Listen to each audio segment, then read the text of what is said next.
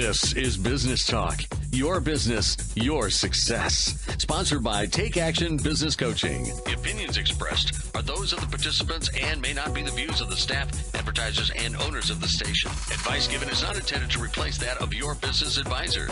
Now, let's get down to talking about your business, your success. This is Business Talk. Well, good afternoon, Michelle. Good afternoon, Pete. How are you? Wonderful on this wonderful almost fall day. Yes, Saturday afternoon. Here we go. And our producer seems unusually happy today. I wonder what's going on. He's very cheerful. I think anytime he can spend time with us is a cheerful day for Alan. That's got to be it. I never thought of that. That's probably it. All right. Well, thank you, Ellen. I appreciate what you're doing for us. And Michelle and I are business coaches, and we work with a variety of companies to help them improve the bottom line in every case. Right. And then in a lot of other cases, we're working on a whole variety of things Absolutely. that drive the bottom line, but also get the owner out of the business at the end of the day and maybe allow them to go on vacation occasionally. Have and a life to out of the business. get better results with a little bit less effort. Right, absolutely. So we always want to work on every aspect of the business. Obviously we want a business that is profitable, but typically we're working with businesses that are already successful in their own industry and doing well in certain ways. But we can always learn to improve no matter how great our business is running. So oftentimes they bring us in because they are so successful, their business is getting a little out of control potentially within the team. Maybe you've grown so fast you didn't keep up with hiring enough people, or you kind of jumped in and maybe didn't hire the right people, or we've moved leaders up that don't know how to lead. Yeah, exactly. Yeah. So we work with a variety of different sizes of companies. We do executive coaching with some much larger firms, Fortune 500 firms, and then also the bulk of it, though, is working with mid-sized companies with 20 to 200 employees, so in that range. And it's, I'd say 60% of them are in Ohio, and the rest of them are across the country. So. Right. Yep. And we're open to all businesses and all industries. Sure. We certainly have plenty that we've worked with as far as remodelers, plumbers, veterinarians, medical offices, lawyers. So today we're going to talk about culture. Yes. Your company culture and leadership and some things related to that. And first, we want to give you some good news. So we've had some bad news in the last few weeks. Yeah.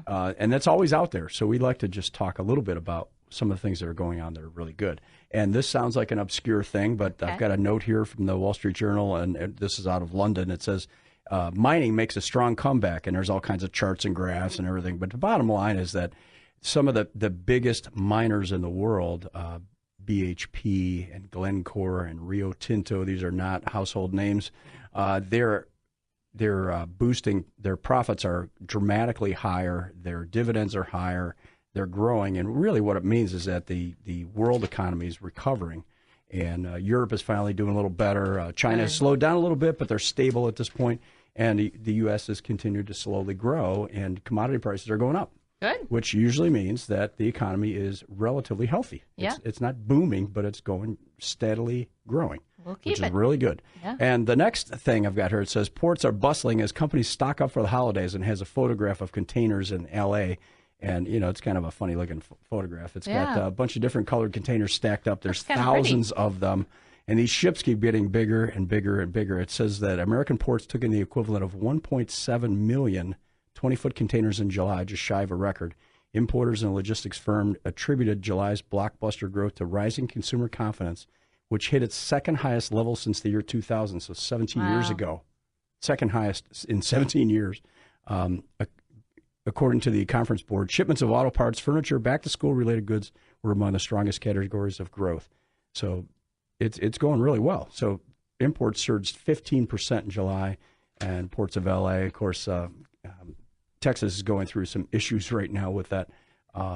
Recovering they're probably going to be shipping some things over to California and other places, maybe the East Coast, to compensate. So for sure. But anyway, things are booming. They are, absolutely. It's good. Yeah. And we're seeing it with our businesses. They're all growing rapidly. Yes. Some of them as high as 25% year over year.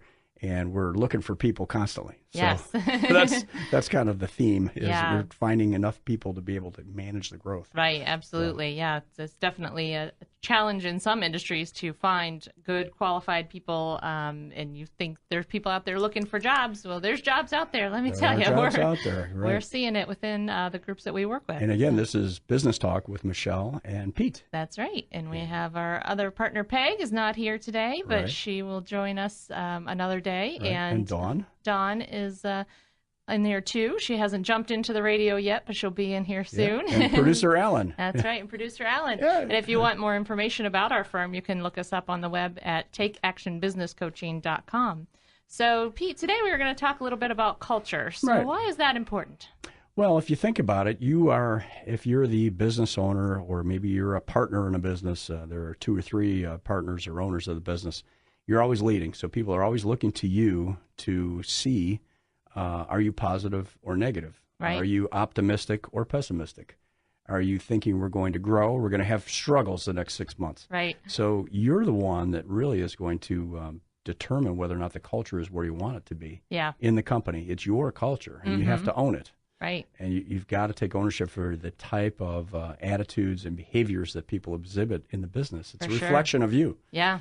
And so I think you've got to, remember that you're always leading, no matter what. Whatever you say or whatever you put in an email or a text, everybody's looking at it to see what's behind your words. Yeah, that's true. true. Your body language, your tone of voice, and how you treat people is extremely important in the workplace. And as we just said, it's difficult to find great employees. So what that also means is we want to retain the employees that we have. The great employees we have, we want them to stay. Absolutely. You know? Absolutely. If you can do that, it will save you hundreds of hours of time looking for people and sorting through. And in some cases, you hire somebody, and within a few weeks, you find out this isn't going to work, and we got to start the process over again. And Absolutely. So retention is extremely important, and good retention, can be traced back to good culture in a lot of cases. For sure.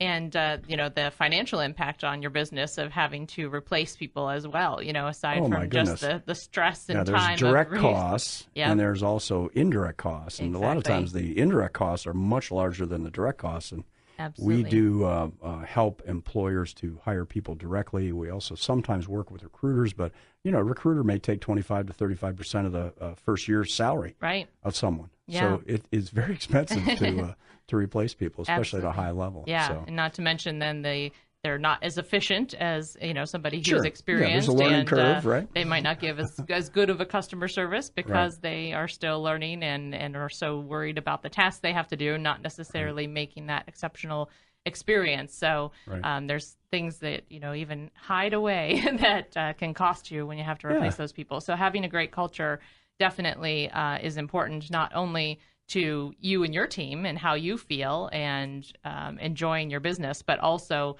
having to have the customer experience, because when you have a happy team, it typically leads into better customer service and better customer retention, which we're going to talk about in a future show. Yeah. So what are some of the things that would define a culture? So where do we start on that? Well, one thing to start with, and I often start with companies when we're working with them, is to do a 360 review and figure out the entire team. Do a survey, an anonymous survey, or a one-on-one interviews with us as the coaches. Some third-party person. We just finished one of those last week for a large healthcare organization. Yes. So finding out what's underneath the rocks, kicking over things, getting the true opinions of what people feel, allowing them that time to get out there, because, the owner might have their own perception of how things are going, or a manager might have their own perception of how things are going, but the team might feel completely different. And whether it's a realistic thing that they're thinking or something that's in their head, they're thinking that for a reason. So we got to figure out what's causing them to feel that way, if it's a negative and sometimes the owner may have an inkling that, hey, there are a couple areas where I really need to improve, or my team really needs to get better. But when they get that feedback back from a fairly large group of employees, it encourages them to actually take action on it. Right. A lot of times these things have been going on for years. Yes. When they get that feedback and they go, oh, my goodness, most everybody thinks that that's a problem too. Right. I really need to do something about it. Exactly. And if you get the survey done and you let people know they are going to be heard, and then you get back with them, it's really powerful. Yeah. And they'll help you to implement changes. Exactly. If you take action on it fairly quickly, Yeah. the employees will get around it and they'll help you get it done. Right. And that doesn't mean that every single suggestion that comes through is going to get worked No, of on, course because not. some of them Right, just do right. not make sense to be worked on, or at least not the priority. But definitely, I want free as you beer in said- the fridge. Exactly. But, I mean, that's not a bad idea. But, when we get back, we're going to get a little bit more into this company culture and how the leaders can work effectively to help the team, and also how we deal with some of the troublemakers that might be on the team. Okay. Because they can definitely help to bring down the ship for sure if we aren't getting along. So we'll talk about how you can take your culture from where it is currently to where you really want it to be. Absolutely. And how do you bring your employees along with you? Right. And hopefully your customers will see the change and they'll stick around as well. So we want Absolutely. customer retention. We also want great employee retention. Absolutely. And we want people to be happy but focused and getting things done within the business Right. and moving towards a common goal. So when we get back, we're going to talk more about this culture development within your company. So think about your company, and when we get back, we'll dig into some of the details. Sounds good.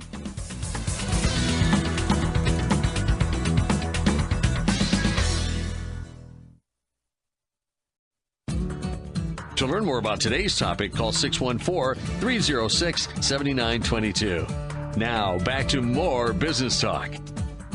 So it's Michelle and I talking about cultural development and how do you change a culture or maybe hang on to some of the great things about your culture. Right. A lot of times these surveys, and we'll use the example of the one we just did with this healthcare organization. It's a large healthcare organization, and their feedback was overwhelmingly positive. So we repeated to everybody over and over that, hey, we're going to make sure that the things you like about this, we're not in here to change those. Right. We're going to reinforce these things and make sure that some of the communication methods that people use, the level of trust that they built, it took years to get it to where it is. Yeah. We're going to maintain that. Yeah. And these few little tweaks that we need to have, we'll make sure that we take some action on those. And not everything will be done Right. because not everything is realistic. But we'll get back with you if it can't be done, why not? Yeah. And what did we look at as alternatives, and at least respond to people's concerns. Right. Yeah. Having that open communication. Yeah. And as you were talking about the positive, it reminds me, recently reading a book by Andy Andrews called The Little Things. And one thing that he talks about is the question, why? So sometimes we get so stuck in looking at why as when things go wrong. We look as, why did that happen? What's going on? Why? But a good time to really use that word why is when things are going well. Why is it going well now, so that we know how to repeat it? We know how to keep that. So in the case of that culture that's going really well, okay, why is it working well? What are the things that we're doing that are making it positive in those areas, so that we know? Because as we continue to grow and add new people to our culture, cultures can shift. And so we need to protect that you have culture. to protect the culture. To make sure that we're continuing to get the good That's things. a good point for those of you that are presidents of companies, owners of companies, partners in companies, is that you guys, the group of you, if it's more than one, you're the protectors of the culture. Right. You're the ones that really have to keep your finger on the pulse and see how the culture is doing throughout this company, Right.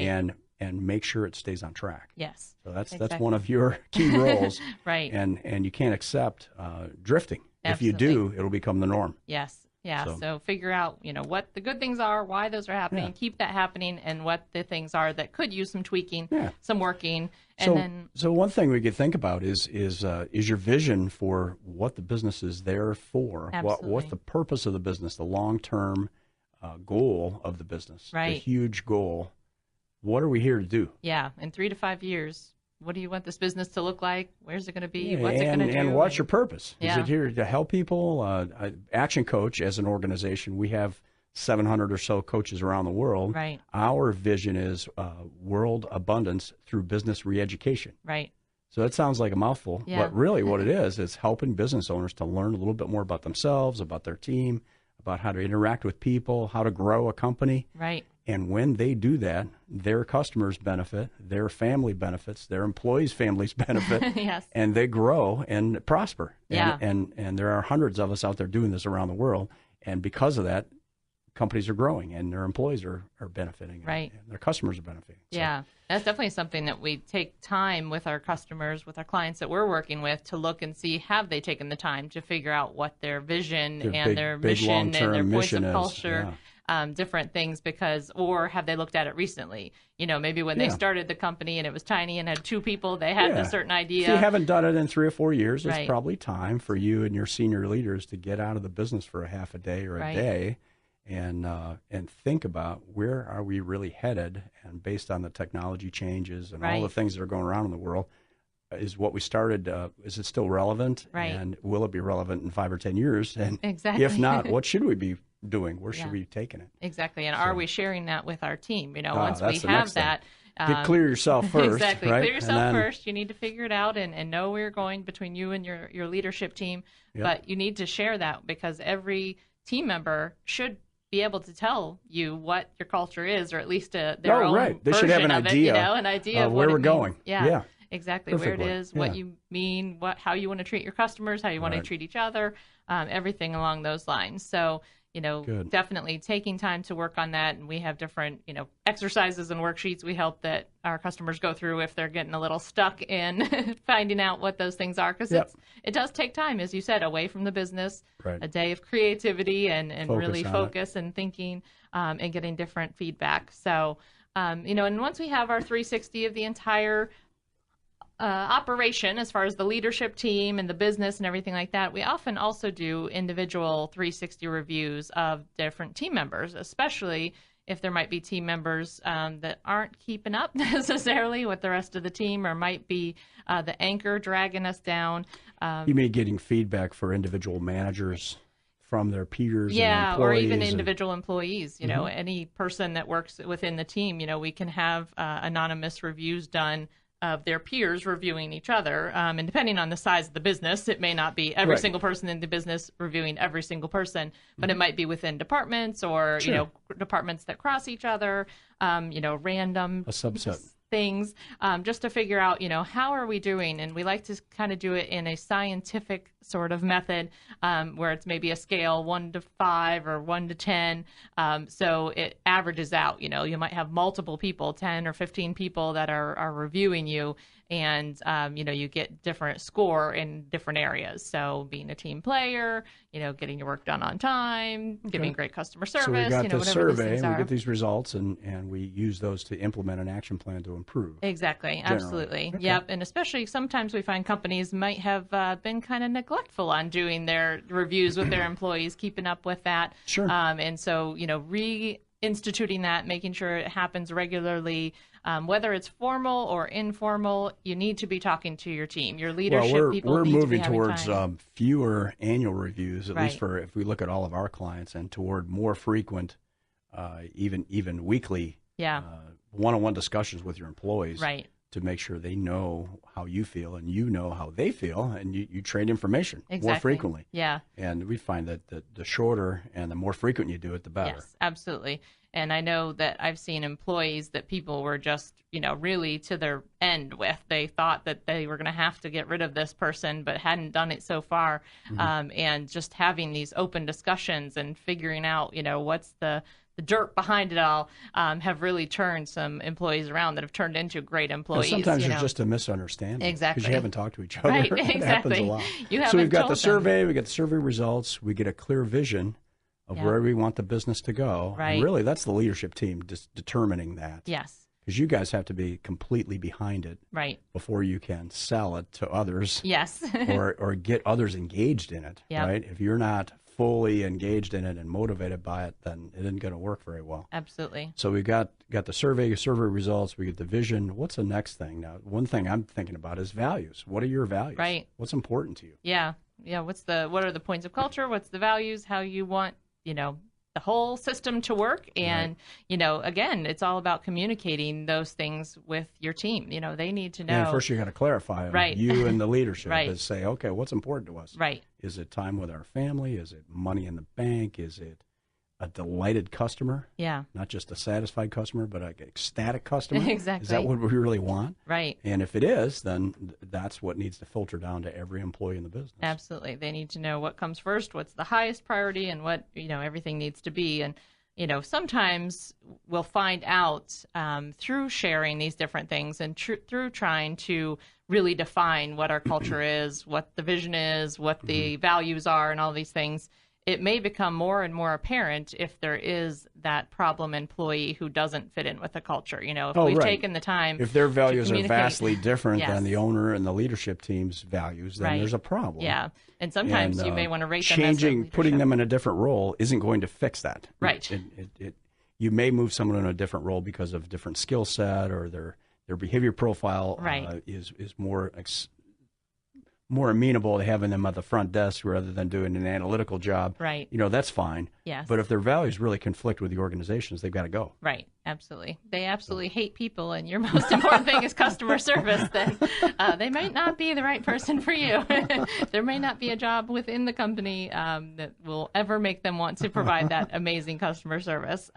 So, when we talk about those problem employees, sometimes we have people that are reluctant to let people go because they've gotten to know them personally and they feel this attachment to them. Oh, I know that they're a single mom. I know that they struggle financially, all kinds of reasons why we might keep them on. But you really need to think of it as setting them free for another opportunity, because if they're not happy and they're not fitting in within your culture, that's really not the best fit for them. There probably the other is thing something that I else like to think about is what's the effect on the other employees? Absolutely. And when this person is replaced with someone who does fit your values, what effect will that have on your other employees and your customers and your business? Right. And if you think all that through, generally it's the best thing, unless there's another seat on the bus that will work for them. Absolutely, yeah. If their values really conflict and they hate people, right. then they probably need to work, somewhere in North Korea or something like that. Right. And I tell people we're not like the Bobs in Office Space. For those of you who've seen that movie, our role is not to come in and try to cut out everybody's jobs or anything like that. In fact, we prefer to keep the team, improve the team, keep everybody working. However, we are the unreasonable friend who's going to tell you the truth when you have the spinach in your teeth. And if that person is the spinach in your teeth, we're going to be honest about that your too. teeth are looking good. Oh, thank you. By the way. Thank you. Yeah, I did have lemon poppy seed muffin this Alan, morning, let's see. So. No, he looks good too. Everybody's good, Pete. Right. Yep, you're good. We're all good. Okay. Awesome. So the things we've talked about so far when you're developing your culture is one, and this is just a gravity check kind of thing. The survey will give you an idea of what you think the culture is and what the culture actually is. Right. And hopefully they're relatively close. Yeah. And in a lot of cases, it'll give you a hint where, hey, we're slipping a little bit here. Yes. And we need to shore this area up, or we need to make some decisions that will reinforce the thing that you really want the culture to be. Right. So usually that'll get you back on track. The other thing is having a clear vision of where you want this business to be and what's the service and what's the passion behind getting the job done. Mm-hmm. Is it about having a delighted customer in this particular area? And if it is, then let's get everybody behind it. Right. And where are we going to be in 5 to 10 years, and where do these employees that are here now fit into the future? Yeah. If they see that, they're going to be driven to help you get it done. Absolutely. And the other thing is values. So you and the leadership team, or maybe just you, if you're a sole proprietor, is what are the things that I hold dear, and how do I make sure that I prioritize those things? Right. And pass them on to my employees so that we all agree that, hey, this is why we come to work. Absolutely. Is to exhibit these values while we're providing this service or product. And when you do that, it helps employees to make decisions. Right. They can make decisions without you if they know your mission and they know what values you hold. They'll execute their jobs in accordance with those things. They will. 99% of the time. Yeah, and if you don't communicate it with them, then they're going to make up what the rules are themselves. They're going to do it based on their values. Right, exactly. The culture will now be their values Right. and how they want things to work. So it's important to keep that in mind. Again, this is Pete and Michelle with Business Talk, and if you want to know more about our company, you can look us up at takeactionbusinesscoaching.com. Or give us a call at 614-306-7922.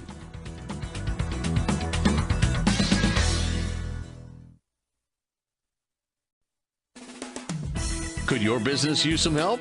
Call 614-306-7922 to schedule your coaching session. 614-306-7922. Now, here's more Business Talk.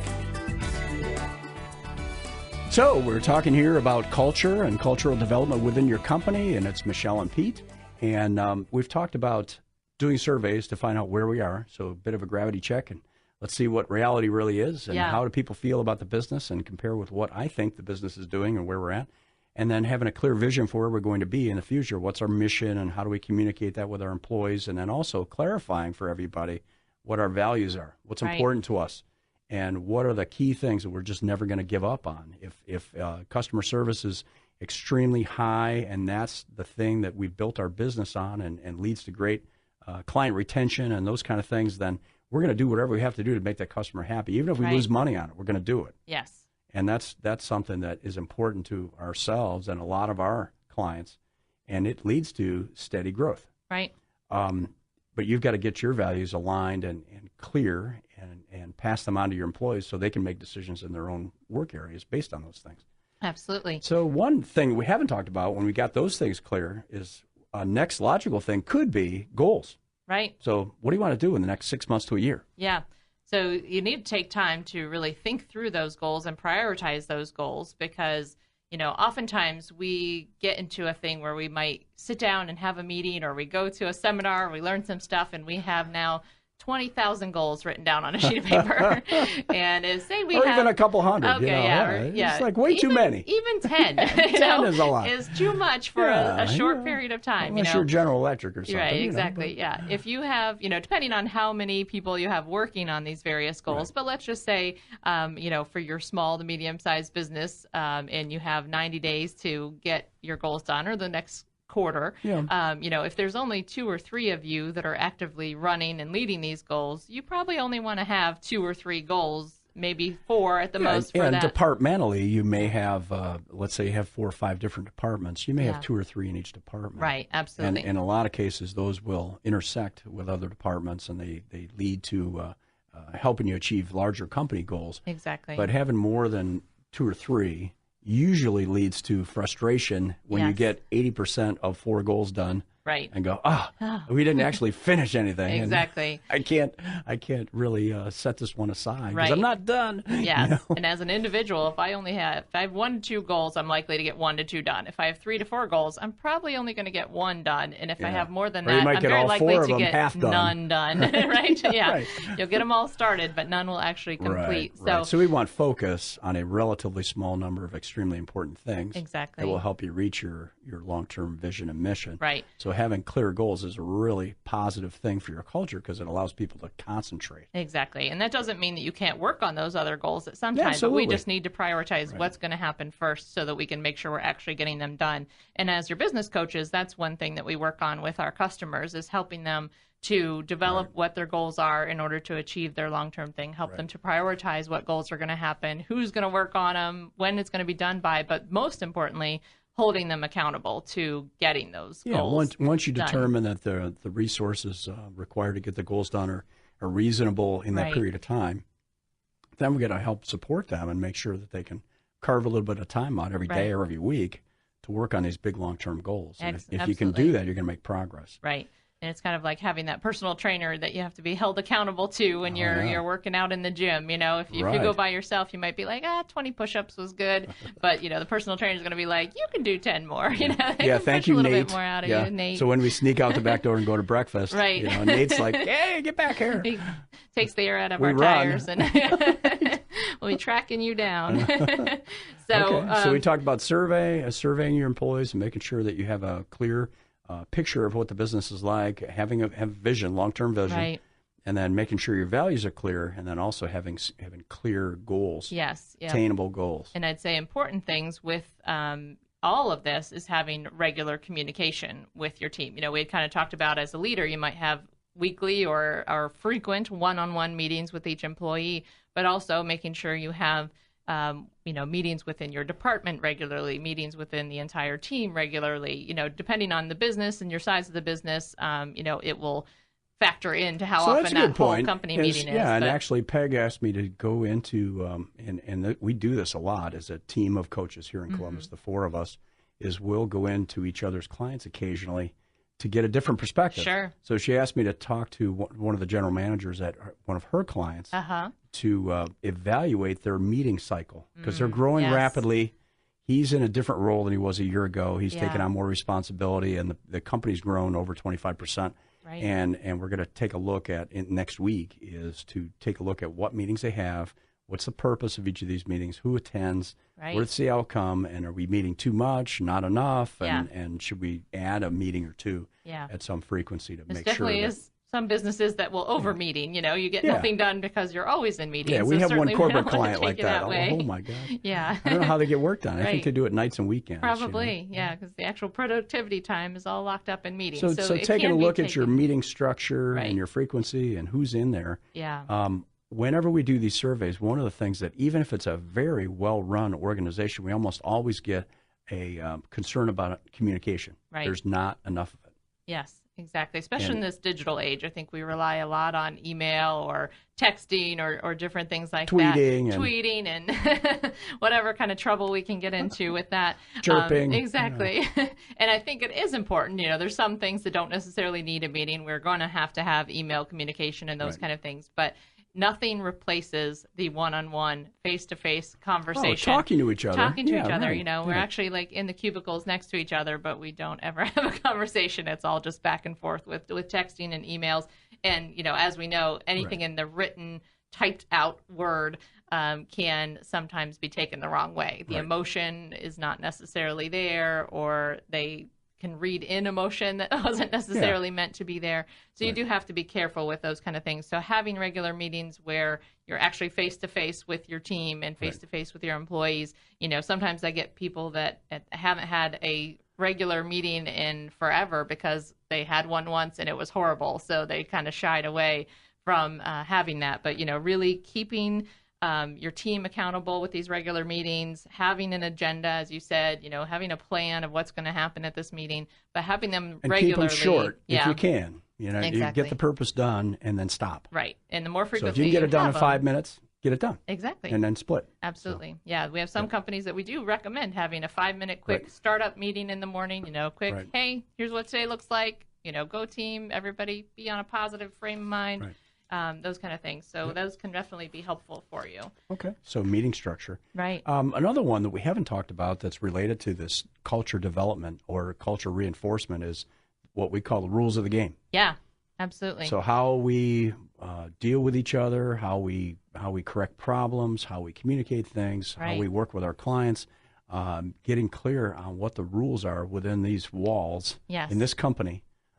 That's important. So Yeah. let's talk about that a little bit. Absolutely. Yeah, that's something that we work with a lot, especially when we do a team day. Pete, Peg, and I and Dawn will go into different companies at different times and put together a team day Get where the we team get together. some, motivation, but some learning and, kind of team building type of exercises. But definitely one thing we like to spend time on is developing these rules of the game. So, Pete, it's like I sit down and say, hey, Pete, let's play Monopoly.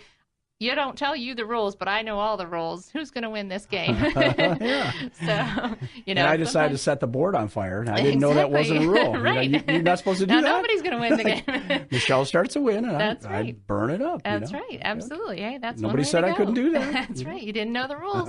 So, if we don't set the rules will be set themselves. So Right. if People will develop a culture right.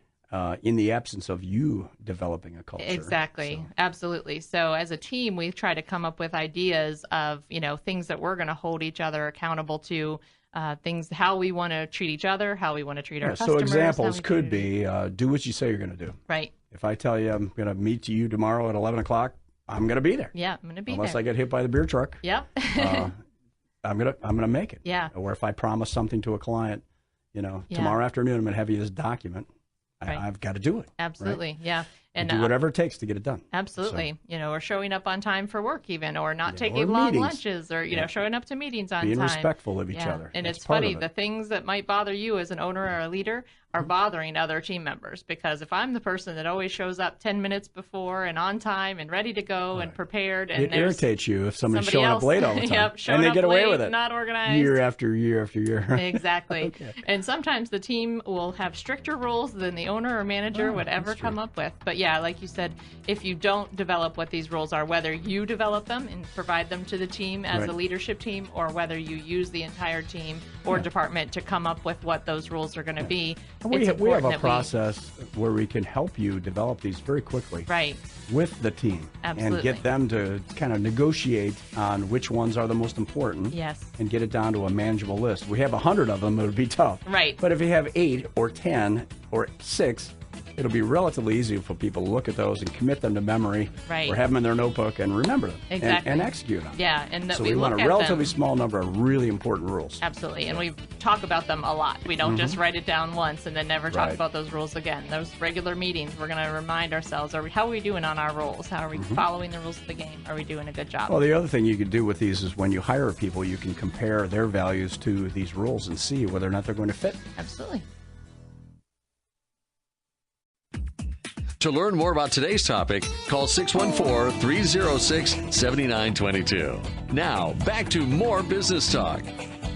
We've been talking about culture here, the culture of your business, and how you can develop a strong culture that you like. Right. Right? We want you to love it. Absolutely. And so, one thing we were talking about as we were going through, we talked about, finding out how the business is looking through a 360 review survey, and how each employee is doing, but then also, making sure that our vision and mission and values we have figured what those are, and we've shared them with the team, and we share these ideas regularly. But we also talked about setting goals. And when we talked about setting goals, we talked about prioritizing those goals, right, coming up with what we want to do. And a big thing that we do with our customers every quarter is to get together with what we call our growth club, or our 90-day planning session. And that's where we get all of our customers, or as many as can make it, in one room for a day to do some extra learning, but also to figure out what their goals are and how they want to get those done. Yeah, so they all have long-term plans, so 1 year and 3 year objectives, right, but every 90 days they stop and get out of the business for a day. Yes. And create a plan for the next quarter. Right. And so we've got those coming up on September 15th. Yep. And also December 8th. Those are the next two. Yeah. So if you are able to fit that in, we do have for 2 businesses, up to 2 people per business, right, we'd like to offer a complimentary session to come to one of our 90-day planning sessions. So either September 15th or December 8th. They typically start at 8 o'clock in the morning. They do, bright and early? Yes, bright and early, ready to go. But we get you out. It's on a Friday, and we get you out usually around 3:30 or so. So we don't take up your entire day, but you can, it's a nice, relaxing day of networking, getting to know other people, learning well, it's beer from and other wine people. at 3:30. That's right. So yeah, that's the most important thing. I mean, sometimes noon, but it just depends how the day is going. You got to have a goal. That's right. You got to have a goal to get there. So you get all kinds of different learning. You get to network with other customers, but most importantly, you get to spend the day out of your business, working on your creating business, a plan, coming up with a plan of what you want to get done for that 90 days. So if you want to take advantage of that, again, we're opening it up to 2 businesses per session, and that number is 614-306-7922. So it's September 15th or December 8th. So give us a call. First come, first serve for getting that. Of course, if you don't get the free sessions, you can come and join us that day. You would just have to pay for your business to come. So we can talk about that when you give us a call. Okay, great. Yeah. So good. So we wanted to continue on with our culture talk. Culture. So we've talked about surveys. We talked about having a clear vision. We talked about clarifying your values for yourself and your employees. Right. Having clear goals, and it may be by department in a larger business. Making sure you have rules of the game. So right, how are we going to treat each other, and how are we going to work together? Systematic routine of meetings. Yes. So daily, weekly, monthly, quarterly, whatever those meetings are. And then one of the next things that we talked about during the break, Michelle, was about feedback. So right, giving people feedback when you need to. Yeah, absolutely. So doing it, quickly, especially if it's a negative feedback, but also positive feedback. Sometimes we don't think enough about taking the time to provide that positive feedback. And that also should be done relatively quickly as to when the positive thing happened. So, sometimes you might not be there as the leader on that day, and right, you hear from somebody else that Mary did such a great job and we need to talk to Mary about it. But you try to get it done as soon as you're there. When I read a book sense. years ago, and this is related to safety performance in a manufacturing environment. And the author of the book, their research led them to believe that when you give feedback, the most positive feedback, the feedback that will get you the best results is positive, specific, and timely. Mm-hmm. So if 80% of the time you're giving feedback that's specific to something that you just observed or yes, just happened, and if it's positive and if it's very soon, close to the event, you're going to have the best impact on another person. Right, absolutely. And it doesn't mean you don't give negative feedback when you have to. When you need to do it, you need to do it. Absolutely. However, it should be weighted towards positive, specific, and timely feedback of all the time. Yeah. As a habit. Absolutely. Right? If you're a manager or leader in an organization. So. Right. Positive feeds positive. And when we have, we talk a lot about the reticular activating system, which is part of your brain. And that My brain too? Your brain too. Everybody's... I know. Everybody's got it rattling around in there. What about Alan? Is it in Alan's? Oh, yeah. He's got his hands on it right now. He's protecting it. Protecting his reticular activating system. So your reticular activating system is the subconscious part of your brain that leads you whether you know it or not. Okay. So your reticular activating system, we need to be filling with positive things because our world is so surrounded with negativity, and as human nature, holy cow, have you watched the news lately? Yes.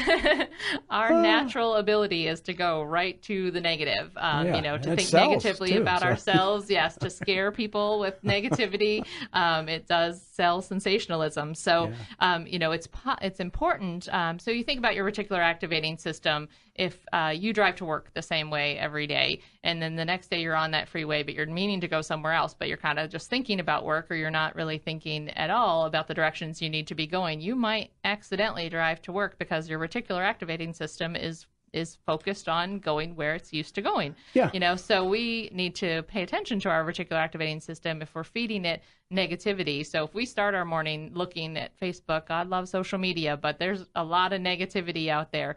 There's definitely some positive things, and I try to fill my, coaching with Facebook page stuff. or our Take Action Facebook page with positivity.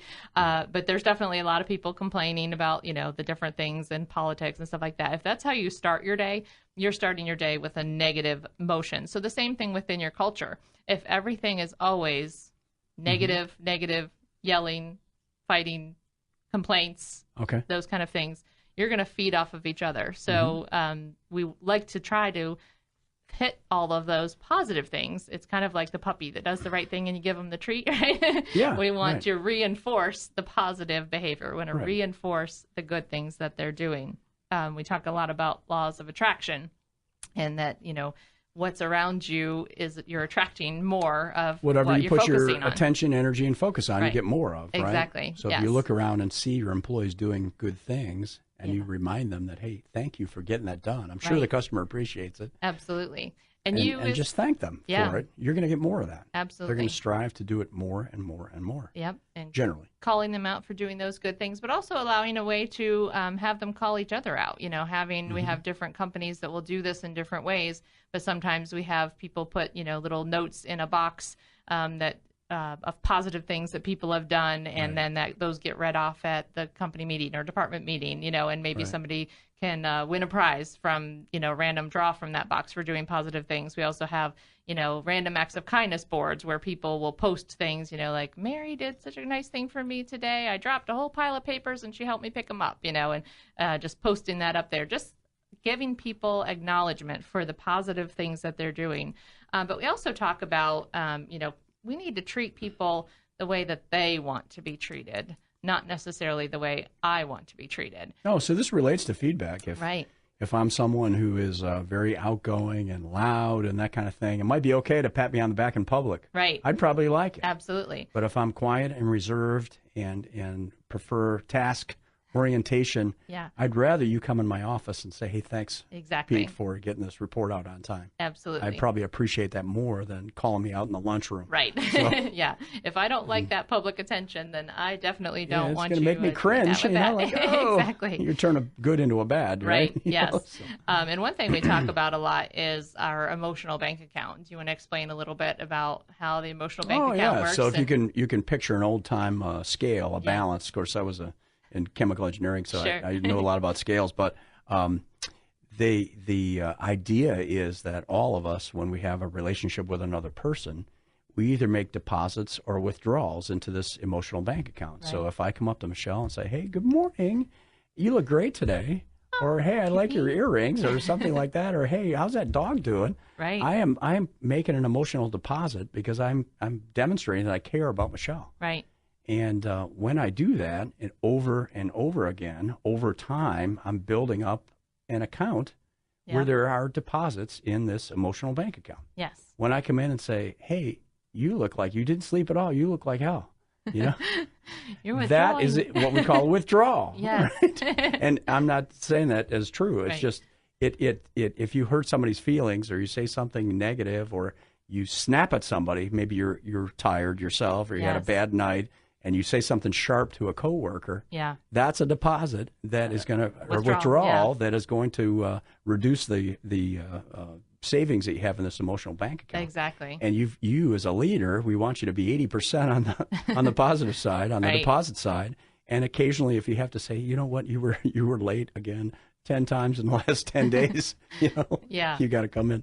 I'm being a little bit of a smart aleck, but if you balance the negatives with lots of positives, people are much more likely to hear when you actually have a legitimate issue. Right. We really need you here on time because you answer the phone. Right. You know? Right? Exactly. You're the one that opens the warehouse and you have the key. You know? Right. So absolutely. People are more likely to pay attention to those things and actually take action. Yeah. And sometimes the withdrawals can even be, each person has their own feeling of what a deposit is for them and what a withdrawal is for them. Right? Yeah, yes, absolutely. Right. So whereas a compliment might be something I need as a deposit, somebody else might be you doing something for them. Helping them with their tasks. Go get them a cup of coffee or buy them a candy bar. Right. Or they might prefer that. Exactly. Right. Or an electronic thank you if you send them an email. They'd like that better than calling them out in public. Yeah, so getting to know, what people like as their deposits, but also withdrawal might be something simple that's not even necessarily a negative, but if it's constantly happening, like you're constantly asking somebody to help you with your work, somebody to help you pick up your slack, but you're never doing anything for them. You're constantly they need help and you don't help them. Exactly. You get overwhelmed at work and you may need help from time to time, but if you're constantly just grabbing somebody else and not letting them get their own work done or interrupting them. So if you think about this balance beam here and you've got deposits on one side, withdrawals on the other, and let's say you've got 10 direct reports, think about it right now. If you're a leader, where's my emotional bank account with each one of these individuals? And it's probably in a different spot. Yep, right? A different spot the for ones each that person, you're naturally for sure. comfortable with, usually you keep that deposit side up pretty high. Yes. But they're all your employees, and they're all important. Yeah. Every one of them is. Absolutely. Even if you're not wired the same. Right. You've got to figure out what it takes to make deposits in everybody's bank account. Absolutely. So asking them, taking the time to have that one-on-one conversation with each person that reports to you, explain to them the emotional bank account and find out what they think is a deposit and what they think is a withdrawal, because that's going to only help you to lead them better. So we're wrapping up here talking about culture. And again, we have a growth club, which is our 90-day planning sessions. These are on September 15th and December 8th, and it's all day on a Friday. Right. And if you would like to come, it's 614-306-7922. Give us a call, and we'll get you some tickets. Sounds great.